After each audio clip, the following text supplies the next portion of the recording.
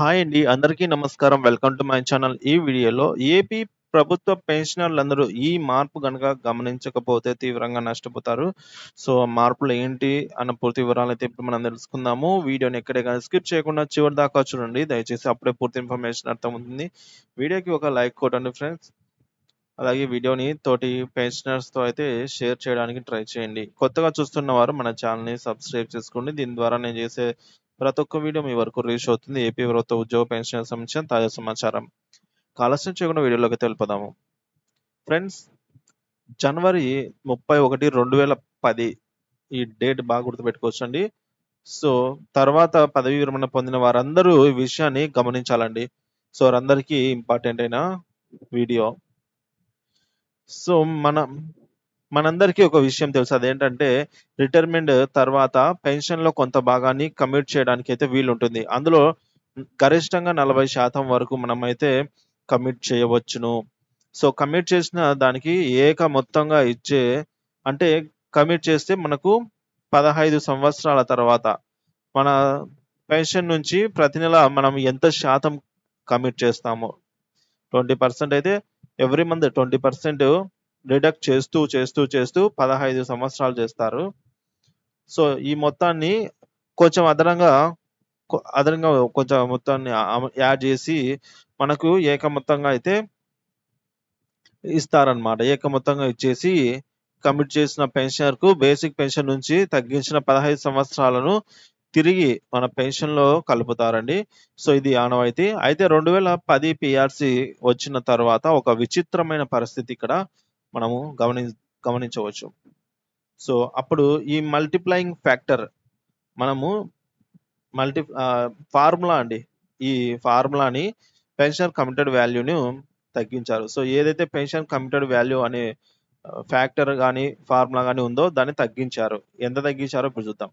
ఉదాహరణకు 2010 జనవరి 31 వరకు రిటైర్ అయిన వారికి రూ. 1 కమిట్ చేస్తే అంటే ఎవ్రీ మంత్ రూ. 1 వాళ్ళు కడుతూ 15 సంవత్సరాలు కడితే వాళ్ళకి ఫైనల్‌గా వచ్చే అమౌంట్ రూ. 125.52. ఇక్కడ మనకు ఫార్ములా బాగా గుర్తుపెట్టుకోవచ్చు. 10.46 ఇంటూ 12 అండి. సో, ఈ విధంగా 10.46 ఇంటూ 12 ఈ వాల్యూ అయితే ఉండేది. సో, తదనంతరం అంటే ఫిబ్రవరి 2010 నుంచి రిటైర్ అయిన వారికి ఆ కమిటెడ్ వాల్యూనైతే అప్పుడు మనకు 10.46 ఇంటూ 12 ఉండేది. ఇప్పుడు 8.37 ఇంటూ 12 ఉంది. చూడండి, ఇక్కడ మనం గమనించొచ్చు. ఈ అమౌంట్ తక్కువ ఇచ్చారు. సో, కమిటెడ్ వాల్యూ అప్పుడు మనకు రూ. 125 వస్తే ఇప్పుడు రూ. 100 వస్తా ఉంది వాల్యూ. ఇక్కడ నిర్ణయించడం జరిగింది. సో, ఇక్కడ అందరూ గమనించవలసిన విషయం ఏందంటే 31 జనవరి 2020 వరకు రిటైర్ అయిన వారందరికీ రూ. 1 కమిటెడ్ చేస్తే గనక వాళ్ళకి 10.46 ఇంటూ 10.46 ఇంటూ 12 ఇదిగోండి, ఈ ఫార్ములా ప్రకారంగా ఇంత అమౌంట్ వచ్చేది రూ. 125. సో, తర్వాత దాన్ని 15 సంవత్సరాలు మన నుంచి రాబట్టేవారు. ఇప్పుడు అనగా ఫిబ్రవరి 1, 2010 తర్వాత రిటైర్ అయిన వారికి కమిటెడ్ వాల్యూ తగ్గించారు. ఇదిగో ఈ తగ్గించిన వాల్యూ ప్రకారం మనకు ఇంత అమౌంట్ వస్తుంది రూ. 100. సో, రూ. 1 కమిట్ చేసినట్లయితే ఈ విధంగా నిర్ణయించబడిందండి. సో, ఉదాహరణకు ఒక ఉద్యోగి 31 జనవరి 2010 నాడు రిటైర్మెంట్ పొంది రూ. 1000 కమిట్ చేస్తే అతనికి రూ. 1,25,520 ఏకమొత్తంగా అయితే చెల్లించదగ్గ బేసిక్‌లో నుంచి వస్తుంది. అలాగే ప్రతి నెల రూ. 1000 15 సంవత్సరాల వరకు అయితే మినహాయించేవారు. అదే ఫిబ్రవరి 28, 2010 నాడు రిటైర్ అయిన ఉద్యోగి రూ. 1000 కమిట్ చేసినట్లయితే అతనికి 10 ఇంటూ 8.371 ఇంటూ 12 ప్రకారంగా ₹1,00,452 మాత్రమే వస్తుంది. సో, ఇక్కడ మనం దీనికి డిఫరెన్స్ గమనించొచ్చు. ఇక్కడ కమిటెడ్ వాల్యూ తగ్గింది కాబట్టి రిస్టోరేషన్ పీరియడ్ కూడా అదే నిష్పత్తిలో తగ్గించాలి. 15 సంవత్సరాల బదులు ఎన్ని సంవత్సరాలు జరిపితే అన్ని సంవత్సరాలు తగ్గించాలి. కానీ అలా చేయలేదు. ఇప్పటికీ 15 సంవత్సరాల వరకే దాన్ని మినహాయిస్తూనే ఉన్నారు.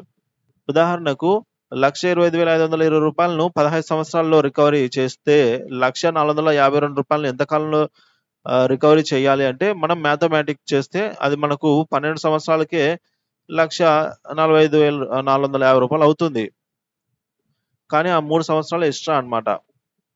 సో 15 సంవత్సరాలకు 1,25,500 ఉన్నట్లయితే మనకు 12 సంవత్సరాలకు 1,450 రూపాయలు అయితే అవుతుంది. కాబట్టి 12 సంవత్సరాలకే మనకు మినహాయించి పెన్షన్ మళ్ళీ పెన్షన్‌లో కలిపి పెన్షన్‌ని పునరుద్ధరించాలి. అప్పుడు మనకు న్యాయం జరుగుతుంది. లేదంటే 3 సంవత్సరాలు అనవసరంగా నష్టపోతున్నాము. కాబట్టి ఈ విషయంలో చాలా మంది గూడా చెప్పేదేంటంటే బ్యాంక్ ఇంట్రెస్ట్ తగ్గించింది, జీవన ప్రమాణం పెరిగింది అని రకరకాల విషయాలైతే చెప్తున్నారు. కానీ నిజానికి ఏమైందంటే కమిటెడ్ వాల్యూ తగ్గిందిక్కడ. ఇక్కడ కమిటెడ్ వాల్యూ అనేది 10 రూపాయల నుంచి 8 రూపాయలకు తగ్గిపోయిందన్నమాట. సో కాబట్టి రూ. 125 రూపాయి కమిట్ చేస్తే రూ. 125 వచ్చేది రూ. 100 వస్తోంది. కాబట్టి ఇక్కడ కుదించారు.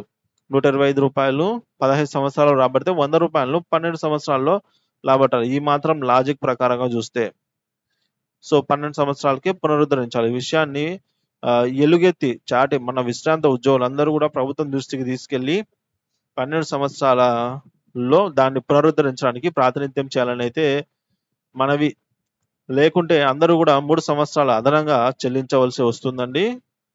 అది తీవ్రమైన నష్టానికే దారితీస్తుంది. అందరికీ తెలిసిన ఈ విషయాన్ని గమనించి మీరు మీ స్థానిక పెన్షన్ల సంఘాలతో చర్చించి వారి దృష్టికి తీసుకొనొచ్చి ఈ సమస్య పరిష్కారానికి ప్రభుత్వం దృష్టికి తీసుకెళ్తారని అయితే ఆశిస్తూ ఒక సగటు ఉద్యోగి అండి. సో ఈయన చెప్పిన విషయం అయితే నిజమే అండి. ఇప్పుడు మనకు రూ. 125 12 సంవత్సరాలు చేస్తున్నారు. అంటే రూ. 1 కమిట్ చేస్తే. అదే రూ. 1ని ఇది జనవరి 2010 ముందు. సో అదే మనకు ఫిబ్రవరి 2010 తర్వాత ఇక్కడ 15 సంవత్సరాలు ఫ్రెండ్స్. రూ. 1 కమిట్ చేస్తే ఇక్కడ రూ. 100 వస్తోంది. 15 సంవత్సరాలే తీసుకుంటున్నారన్నమాట. సో ఇక్కడ మనకు అమౌంట్ తగ్గేసరికి ఇక్కడ టైం కూడా మనకు తగ్గాలి. సో అంటే 12కు రావాలి. ఇది కరెక్ట్. కానీ ఇక్కడ ఈ ఏదైతే ఈ డిఫరెన్స్ 3 ఇయర్స్ ఉందో ఆ 3 ఇయర్స్ నష్టం. లేదంటే ఇక్కడ ఈ వాల్యూనైనా పెంచాలి. ఈ వాల్యూను ఒక రూ. 25గా ఇట్లా పెంచడం జరగాలి.